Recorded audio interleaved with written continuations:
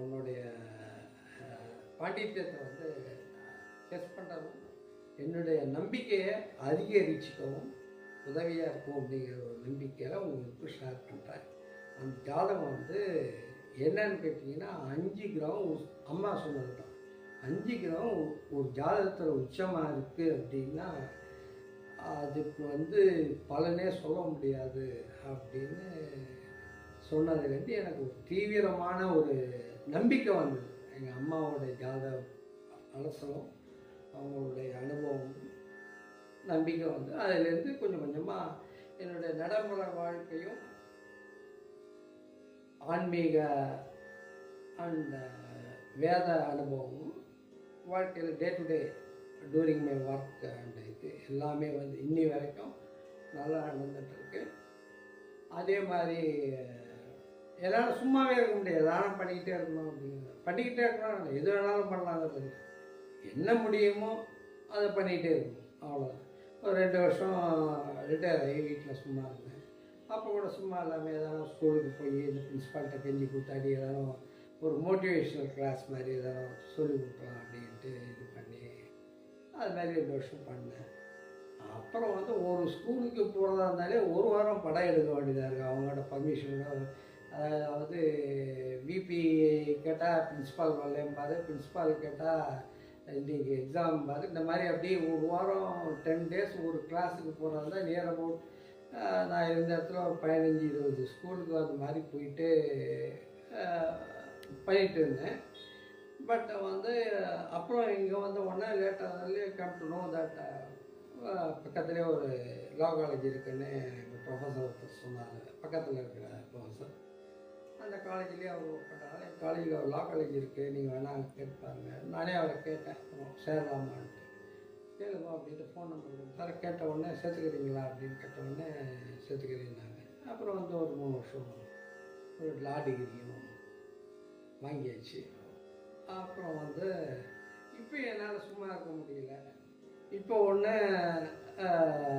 லா practice பண்ணணுமா, ஆன்மீக ஜோதிடத்தில் இறங்கணுமா அப்படிங்கிற 2 கேள்வி தான் எனக்கு. இந்த 2 கேள்வியில் வந்து என்னால் வந்து பாண்டித்யம் எதில் அதிகமாக இருக்குதுன்னு கேட்டிங்கன்னா ஜோதிடத்தில் தாங்க இருக்குது. ஏன்னா அதில் வந்து எனக்கு ஆன்மீக சப்போர்ட்டும் இருக்குது.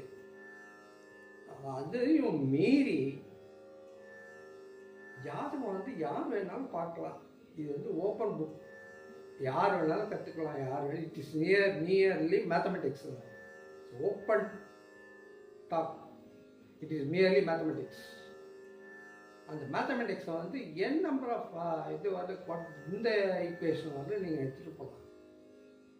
பட் சொல்யூஷன் மனித வாழ்க்கை தேவையா அப்படின்னு கேட்டிங்கன்னா ஆர்டினரி பர்சனுக்கு அதெல்லாம் தேவை கிடையாது. ஈக்குவேஷன் அந்த ஈக்குவேஷன் இந்த ஈக்குவேஷன்லாம் வந்து யாருக்கு தேவை? கம்ப்யூட்டர் இன்ஜினியர் அவங்க இதெல்லாம் ரிசர்ச் அவங்க பண்ணுறவங்களுக்கு. ஆர்டினரி வாழ்க்கை மக்களுக்கு என்ன தேவை அப்படிங்கிறது அந்த ஈக்குவேஷன்லாம் தேவை கிடையாது. அட்வான்ஸ்டு லெவல் ஈக்குவேஷன் மேத்தமெட்டிக்ஸ்லாம் தேவை கிடையாது. டே டு டே வாழ்க்கைக்கு கூட இன்றைக்கி நிலைமை என்னன்னு கேட்டிங்கன்னா 2 இட்லி ஒரு பஜ்ஜி ஒரு போண்டா எவ்வளோன்னு கேட்டிங்கன்னா கால்குலேட்டர் தேடுறாங்க. அதை கூட வந்து அவங்களால வாய்க்கணக்கில் சொல்ல முடியாத அளவுக்கு அவங்க படிப்பு நிலைமை இருக்குது. அந்த மாதிரி மக்களுக்கு செய்யக்கூடிய ஒரு பாக்கியம் இதில் இருக்குது. அப்படிங்கிறதுனாலையும் ஜோதிட பலன்களையும் கிரக பலன்களையும் யார் வேணாலும் சொல்லலாம். ஏன்னா இட் இஸ் ரிட்டன் புக். இவர் செவ்வாய் இங்கே இருந்தால் தோஷம், அங்கே இருந்தால் தோஷம்னு ஈஸியாக சொல்லிடுவாங்க.